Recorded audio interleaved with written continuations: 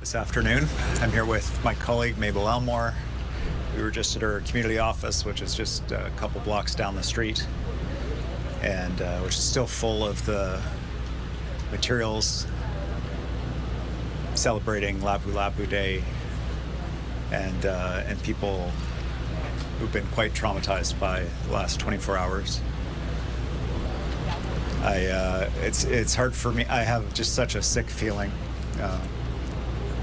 It was about 24 hours ago, just a few blocks from here. I was here with my daughter on stage with Mabel and the organizers, celebrating a community in this province that does nothing but give, has nothing but love. I don't think there's a British Columbian that hasn't been touched in some way by the Filipino community. You can't go to a place that delivers care in our province and not meet a member of that community. The long-term care homes, our hospitals, childcare, schools. This is a community that gives and gives.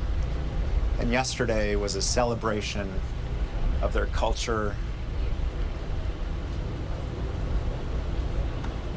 When I think about what's core to my experiences with the Filipino community, it's family, it's love, it's celebration, and that's what yesterday was. Music and food and joy. It was last night, probably about 8:45, when I first started getting messages from community members, from just wanting to make sure that I knew about what had happened. And at that point, it wasn't clear to me or to them, was it an accident? Was it an intentional attack?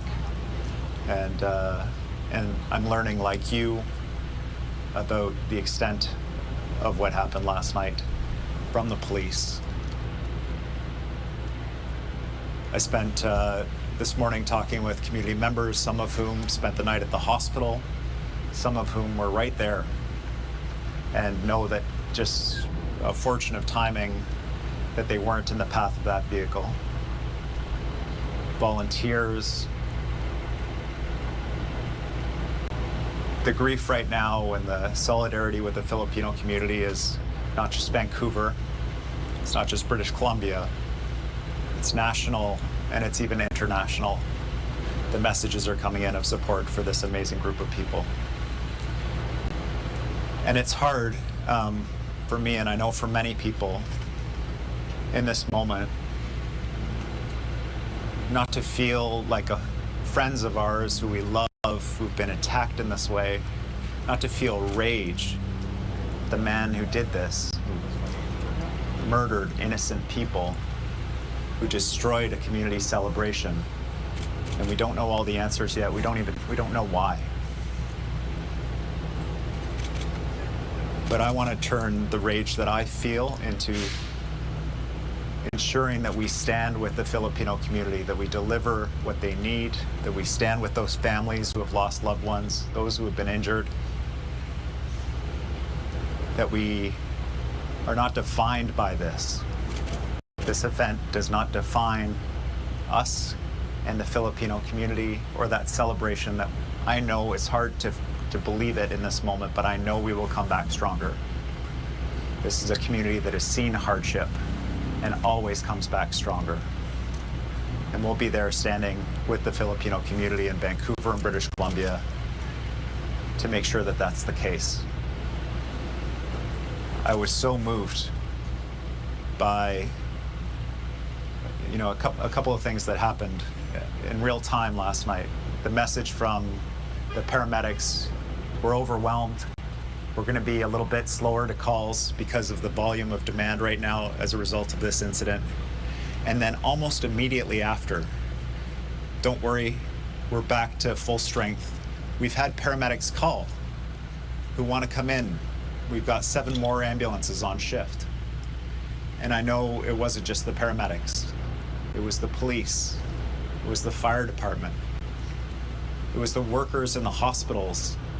Everyone from the people who keep the hospital clean, to the lab techs, to the doctors and nurses who responded to this tragedy. And I want to say, many of whom themselves are Filipino. May have known people who were out celebrating that day.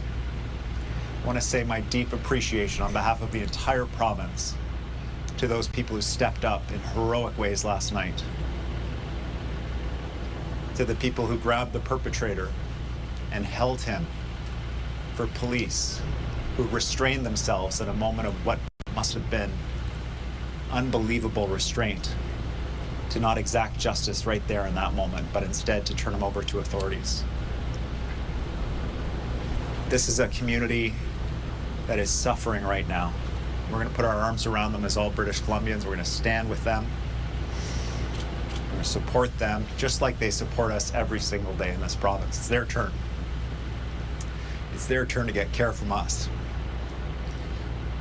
And I want to thank Mabel and her team, who's ground zero on this street, for responding to the tragedy. And I want to thank the organizers of that incredible event. It's an event that was needed and deserved.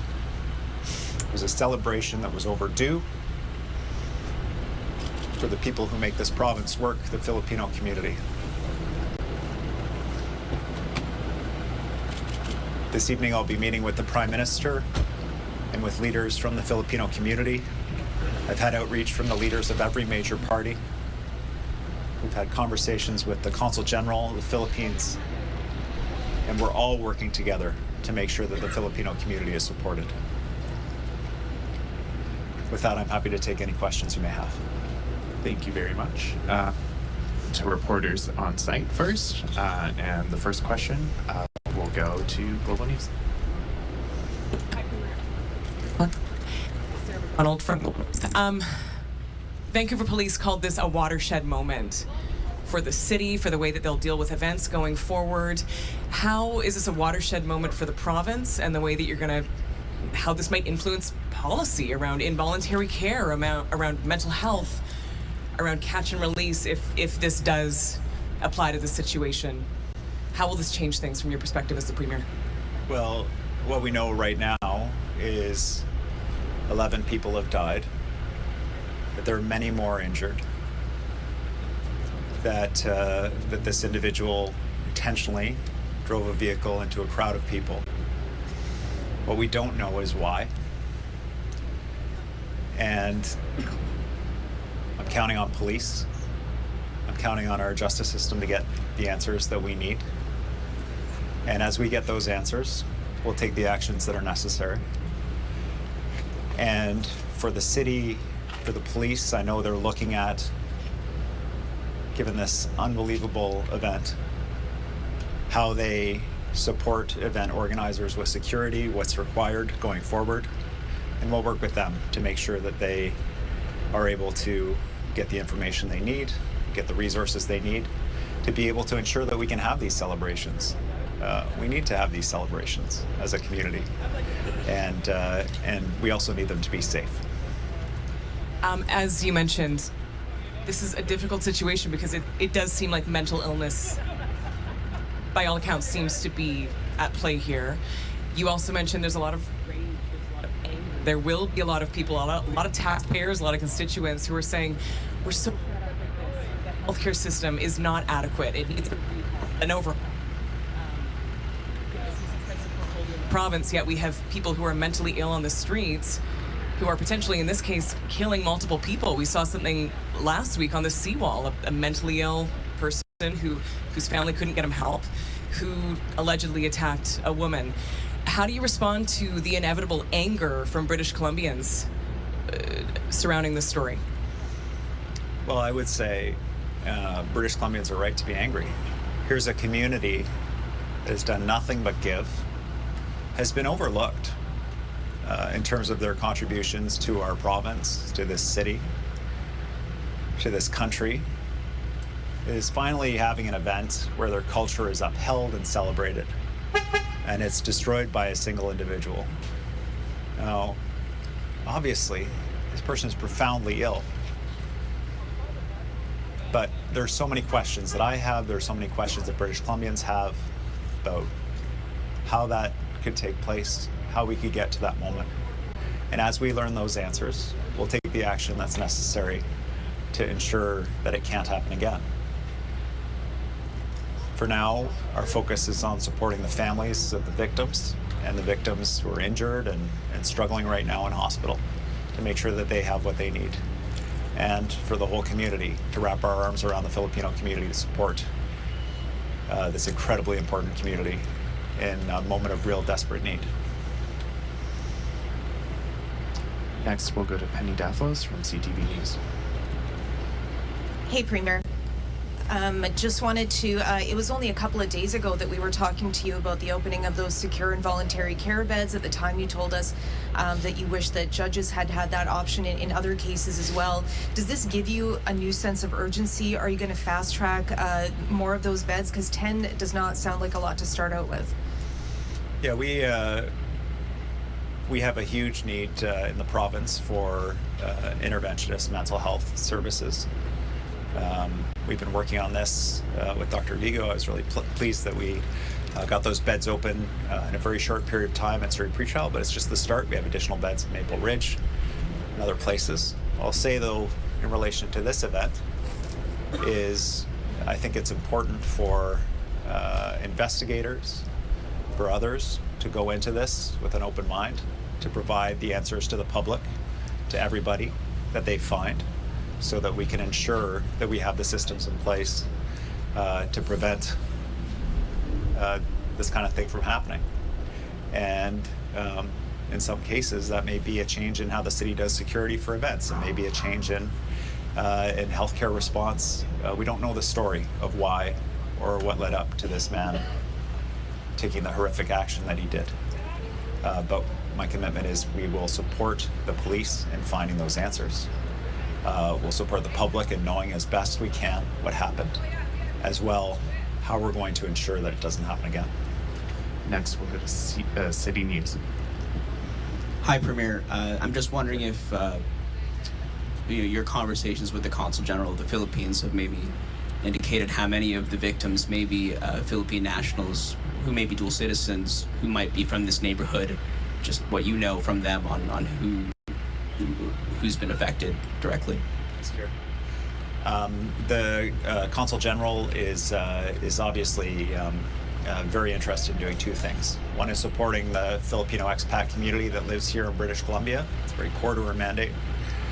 And the other is identifying Filipino nationals who may have been visiting here that need additional support. Our intergovernmental relations team is working with the Consul General to get her access to a hospital. Obviously, the hospitals are still under considerable strain right now. And so we're trying to balance that need for that diplomatic contact with the fact that they're still working very hard to respond to the volume of injuries that were caused by this horrific incident. Do you have a follow-up? Is there anything else you could share from those conversations that may tell us anything about who was affected? At this point, I understand that families are being sought to be contacted by police and by others, and so you have the information I do. I don't have any additional information about identities of individuals to share. And with the last questions, we'll go to CBC. I'm just wondering, the Vancouver Police talked about this being a watershed moment, and Sarah at Global mentioned this off the top. What do you say to people in Vancouver who are planning to attend big events moving forward and who will be given pause given what has happened here? Well, in this moment today, it's hard to imagine another celebration. We're grieving, people are in shock, people are in hospital, families are still being notified. People are trying to reach loved ones who they haven't been in contact with. But I know that this attack will not stop us from gathering and celebrating the cultures, celebrating the people of Vancouver or British Columbia. The Filipino community in particular will come out stronger. We'll work with the city, we'll work with police to ensure that events have the systems in place to keep people safe while they're celebrating. And we will, as a community, come out of this stronger. Sarah, do you have a follow-up? Okay.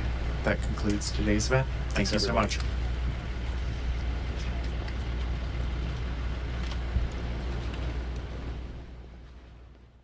You just heard there some of the comments made by the Premier of British Columbia, David Eby, in regards to that deadly attack that happened as a car suspect rammed their vehicle into a Filipino community festival that was being held in Vancouver.